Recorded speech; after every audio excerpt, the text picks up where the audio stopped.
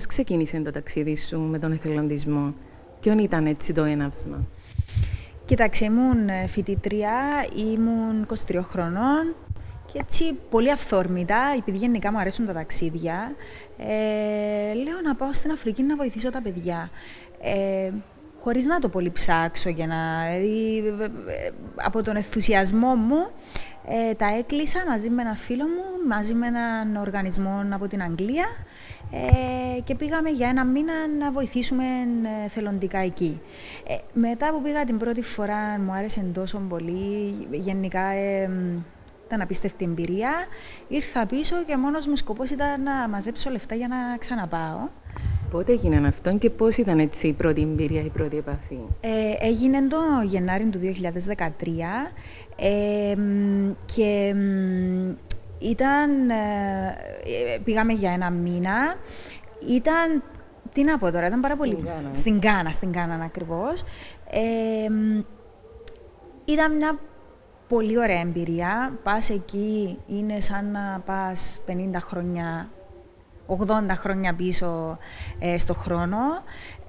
Ο κόσμος είναι πάρα πολύ φιλικός, πάρα πολύ ευγενικός.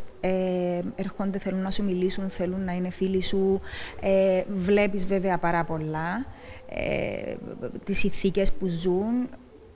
Δεν έχουν ρούχα να φορέσουν, δεν έχουν φαΐ να φάνε, δεν έχουν νερό καθαρό να πιούν, δεν έχουν μόρφωση, δεν έχουν ευκαιρίες βασικά στη ζωή τους. Και βλέπεις ότι με πολύ λίγα και πολύ εύκολα μπορείς να βοηθήσεις ανθρώπους να τους αλλάξεις πραγματικά τη ζωή τους. Και αυτό το πράγμα με έκανε έτσι να νιώσω ένα χρέος, μια υποχρέωση ότι αφού μπορώ να τους βοηθήσω, γιατί να μην τους βοηθήσω, ας πούμε. Για ποιον τρόπο έγινε έτσι, προσέφερες τη βοήθεια σου, δηλαδή εμπράχτα σε αυτούς τους άνθρωπους? Κοίταξε, από τότε προσπαθώ να πηγαίνω μια φορά το χρόνο. Κάθε φορά κάνω διαφορετικά projects. Σίγουρα έχουμε κάνει λίγο απ' όλα πλέον. Εντάξει, έχω διδάξει σε σχολεία, έχω δουλέψει σε νοσοκομεία, χτίσαμε σχολεία, ανακαινήσαμε σχολεία και μετά από κάποια φάση άρχισα να ασχολούμαι και με το νερό. Διότι είδα πόσος κόσμος ζει χωρίς να έχει πρόσβαση σε καθαρό νερό, όπως εμείς ανοίγουμε τη βρύση και γεμίζουμε το ποτήρι και πίνουμε ένα ποτήρι νερό ή έχουμε το εφιαλωμένο. Αυτοί αναγκάζονται να περπατούν χιλιόμετρα κάτω από τον καυτόν ήλιο για να βρουν μια πηγή νερού που στην ουσία είναι στάσιμα νερά από τις βροχές, τα οποία είναι μολυσμένα, είναι λερωμένα κτλ. Οπότε άρχισα να κάνω διάφορα water projects. Βασικά φτιάχνουμε γεωτρήσεις, βρύσεις ας πούμε, που πιάνουμε νερό από τη γη και το κάνουμε σε διάφορες κοινότητες. Και έχω κάνει ήδη 3 από αυτές. Γενικά πάρα πολλά πράγματα έχουμε κάνει και πιο, ας πούμε, αυτήν τη φορά που πήγα, δωρήσαμε θρανία σε έναν καινούριο σχολείο που χτίστηκε τώρα από έναν οργανισμό από την Αγγλία. Φτιάξαμε στολές, ασχολούμαι με women empowerment, δηλαδή ενδυνάμωση των γυναικών και των εφήβων. Γιατί δυστυχώς η θέση τους είναι διαφορετική από τη θέση μας εδώ, οι γυναίκες στην Αφρική, και προσπαθώ, δηλαδή είναι ένα project το οποίο πάει πολύ καιρό, θα πάει πολύ καιρό για να στηθεί καλά, αλλά θέλω ας πούμε να βοηθηθούν να φτιάχνουν, ας πούμε, να ράβουν ρούχα, να τα πουλούν για να πιάνουν, ας πούμε, ένα χαρτσιλίκι ή να φτιάχνουν ψωμί, να το πουλούν, να μάθουν να μαγειρεύουν, ξέρεις, πράγματα που μπορούν να πιάσουν κάποια λεφτά για να ζήσουν. Από όλες αυτές τις εμπειρίες που έζησες, Στέφανη μου, ποια είναι αυτή που έμεινε έτσι ανεξίτηλη στη μνήμη σου? Δύσκολη ερώτηση. Είναι πάρα πολλές οι εμπειρίες. Κυρίως θα πω ότι μου κάνει πάντα εντύπωση πόσο αγνός ο κόσμος είναι και πόσο φιλικός. Σίγουρα υπάρχουν εξαιρέσεις, αλλά κυρίως ο κόσμος είναι πολύ ευγενικός και πολλές φορές όταν έρχομαι πίσω Κύπρο συνειδητοποιώ ότι εμείς δεν είμαστε τόσο ούτε φιλικοί, ούτε ανθρώπινοι, ούτε εκφράζουμε τόσο πολύ τα συναισθήματα μας, ενώ εκεί νιώθω έτσι μια πώς να το πω, είναι πιο αληθινή. Και νιώθω κι εγώ πιο αληθινή εκεί.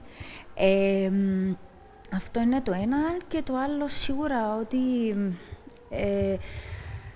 όταν βλέπεις ανθρώπους να πίνουν νερό να το πω κυπριακά, μια λάντα μαύρο νερό, λερωμένο ας πούμε, ή πράσινο νερό, έχω φωτογραφίες.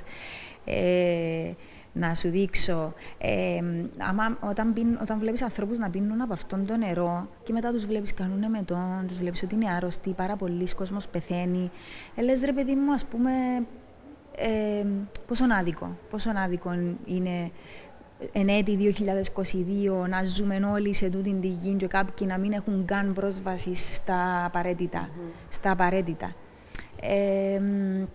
Γενικά, εμπειρίες πάρα πολλές. Είχε κοπεί το ισόλα από το παπούτσι μου. Το είδαν κάποια παιδάκια. Επόμενη μέρα, ήμουν στο σχολείο, έφευγα εκείνη την ώρα. Επόμενη μέρα έρχονται τρέχοντας, μου φέρνουν μια μικρή γόμα, super glue και μου λένε έλα να φτιάξεις το παπούτσι σου.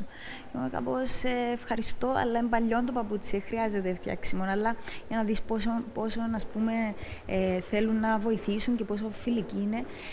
Ή εάν έχουν στα χέρια τους οτιδήποτε φαγητό, αν κάποιος μαγειρέψει και πάρουν μια χούφτα ρύζι, θα έρθουν αμέσως να μου το προσφέρουν εμένα και μετά να φάνε οι ίδιοι, ας πούμε.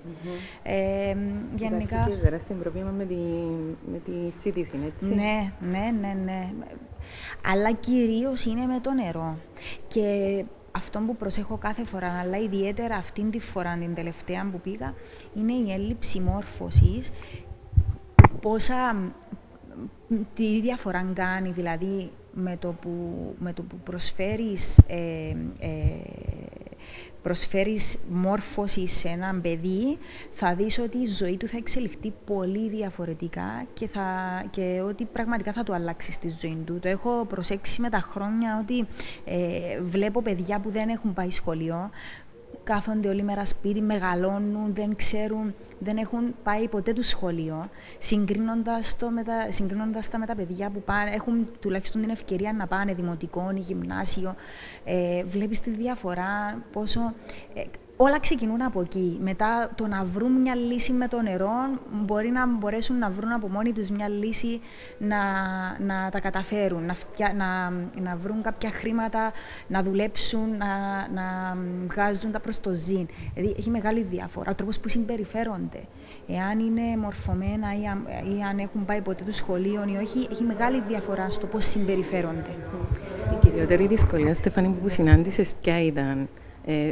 Σε όλες αυτές τις φορές που πήγες εκεί, εκτός από το νερό, όλα αυτά που μου λες, υπήρχε μια στιγμή έτσι αρκετά δύσκολη που είχες λίγο θέμα να τη διαχειριστείς ή... Ναι, κοίταξε. Σίγουρα το θέμα με την υγεία μου, γιατί έχω και λίγο ευαίσθητον οργανισμό. Αρρώστησα σχεδόν κάθε φορά που πάω, αρρωσταίνω. Μια φορά, ας πούμε, έπαθα σαλμονέλα και ήταν την περίοδο του ιού της έμπολα και γενικά ήταν αρκετά ανησυχητικό. 40 πυρετούς δεν έπεφτε κτλ. Και ακόμα και αυτή τη φορά που πήγα γαστρεντερίτιδα είναι συχνό φαινόμενο, δυστυχώς, γιατί εντάξει, οι συνθήκες υγιεινής δεν είναι ίδιες εδώ. Αλλά και από την άλλη, είχα έτσι 2-3 στιγμές που ένιωσα μια κοπέλα μόνη της, λευκή, να πάει να κάνει κάποια projects στην Αφρική. Μερικές φορές υπάρχουν κάποια challenges, κάποιες δυσκολίες. Είχε φορά που ήρθε η αστυνομία να με συλλάβει, ήμουν και στα κρατητήρια για κάποιες ώρες. Για ποιο λόγο? Απλά επειδή ήθελα να δουν τη βίζα μου, η βίζα μου ήταν στο σπίτι, εγώ ήμουν έξω και επέμεναν ότι είμαι παράνομη και έγινε ολόκληρη ιστορία. Εντάξει, μόνη μου πώς να υπερασπιστώ τον εαυτό μου, ήταν έτσι μια δύσκολη στιγμή.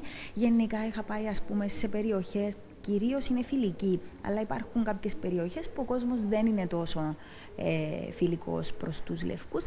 Και είναι λογικό γιατί δεν έχουν κάποια επαφή ιδιαίτερη. Δηλαδή σε βλέπουν σαν εξωγήινο, σαν κάτι διαφορετικό. Έχει μωράσματα που σε βλέπουν και κλαίνε επειδή πρώτη φορά βλέπουν στη ζωή τους λευκό. Οπότε και εκεί. Όμως εσύ συνέχισες και δεν τα παράτησες. Τι είναι αυτό που σε κάνει, Στέφανη μου, παρόλα αυτά που μου λες, να συνεχίζεις και να πηγαίνεις και να προσπαθείς, να θέλεις να προσφέρεις? Είναι η ικανοποίηση που παίρνεις όταν βλέπεις ότι αυτό που έκανε όντως πραγματικά βοήθησε έστω και ενός ατόμου τη ζωή να βελτιωθεί. Παίρνεις μεγάλη ικανοποίηση, νομίζω όλοι μας. Εγώ τουλάχιστον παίρνω πάρα πολύ ικανοποίηση ξέροντας και νιώθοντας ότι έχω κάνει κάτι για να βοηθήσω λίγο τη ζωή κάποιων ανθρώπων. Ήθελα να μας στείλεις και ένα μήνυμα, έτσι, καταλήγοντας, σε κάποιον που ίσως θα ήθελε να κάνει κάτι παρόμοιο με σένα. Δεν ξέρω κατά πόσο είναι εύκολο για τον οποιοδήποτε φυσικά. Γιατί σίγουρα ο θελοντισμός είναι κάτι σπουδαίο, έτσι. Ναι. Δεν είναι δύσκολο. Όλοι μπορούν να το κάνουν, ανεξαρτήτως ηλικίας, ανεξαρτήτως γνώσεων, οικονομικής κατάστασης κτλ. Θέλει να κάνεις κάποια εμβόλια, να πίνεις κάποια φάρμακα, να μαζέψεις κάποια χρήματα και μπορείς να το κάνεις. Δεν είναι κάτι δύσκολο.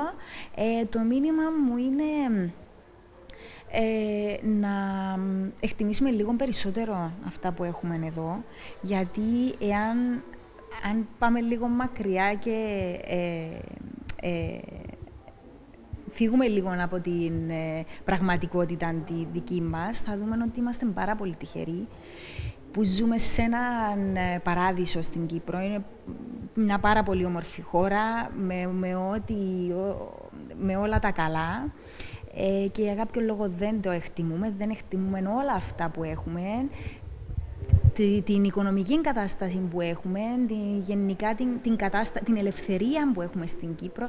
Γενικά το μήνυμα μου είναι να προσπαθήσουμε να εκτιμήσουμε λίγο παραπάνω αυτά που έχουμε, γιατί κάποιοι άλλοι θα πετούσαν από τη χαρά τους, όχι με τα μισά από αυτά που έχουμε, πραγματικά. Είναι αυτό που κερδίσεις και εσύ και αποκομίσεις πολύ αυτή την εμπειρία. Κάθε φορά που πάω είναι ένα μεγάλο σοκ για μένα να βλέπω ότι τους παίρνω ένα μικρό αυτοκινητάκι, το οποίο ήταν ένα παλιό παιχνίδι του ανιψιού μου, ας πούμε, το οποίο δεν το ήθελε καν, θα το πετούσε. Και τους το παίρνω και βλέπω τον ενθουσιασμό, τη χαρά. Μαζεύεται όλο το χωριό να παίξει με έναν αυτοκινητάκι, δηλαδή με τα πιο απλά. Τα παιχνίδια τους είναι αυτοσχέδια, είναι με το κουτί του χυμού και τα λεμόνια του το κάνουν αυτοκινητάκι με ένα σχοινί και παίζουν. Δηλαδή, ακόμα και από αυτά βλέπεις ότι τα μισά από μας να είχαν θα ήταν πολύ ευτυχισμένοι και εμείς τα έχουμε και δεν είμαστε.